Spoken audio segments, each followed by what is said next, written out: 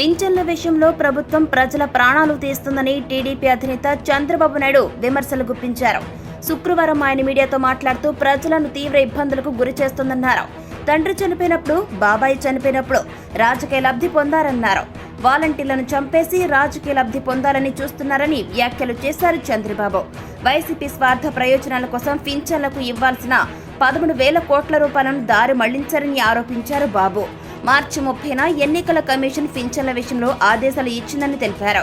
వాలంటీర్లను రాజీనామా చేయాలని వైసీపీ నేతలు ఒత్తిడి చేస్తున్నారని అన్నారు. వాలంటీర్లపై అక్రమ కేసులు పెట్టి వారి జీవితాలను సర్వనాశనం చేస్తున్నారని పేర్కొన్నారు. వైసీపీ ప్రభుత్వం కావాలని పింఛన్ల విషయంలో వృద్ధులను ఇబ్బందులకు గురి చేస్తుందని విమర్శలు గుప్పించారు చంద్రబాబు. సైకో ముఖ్యమంత్రి వృద్ధులను తీవ్ర ఇబ్బందులు పెడుతూ పైశాచిక ఆనందం పొందుతున్నారన్నారు. శవరాజకీయాలు వైసీపీ డిఎన్ఏలోనే ఉన్నాయని విరుచుకుపడ్డారు. జూలైలో ఏప్రిల్ నుంచి 3 నెలల పింఛన్లు ఒకేసారి ఇస్తానని నేను ప్రకటించడంతో ఇప్పుడు పింఛన్లు ఇస్తున్నారని చంద్రబాబు అన్నారు. ఏ ప్రాంతంలో ఉన్నా సరే పింఛన్లు తీసుకునే సదుపాయం ఉందన్నారు. పింఛన్ల విషయంలో పేదల ప్రాణాలు తీసిన ముఖ్యమంత్రి నైతిక బాధ్యత వహించి పదవి నుంచి వైదొలగాలని, రాజీనామా చేయాలని డిమాండ్ చేశారు చంద్రబాబు.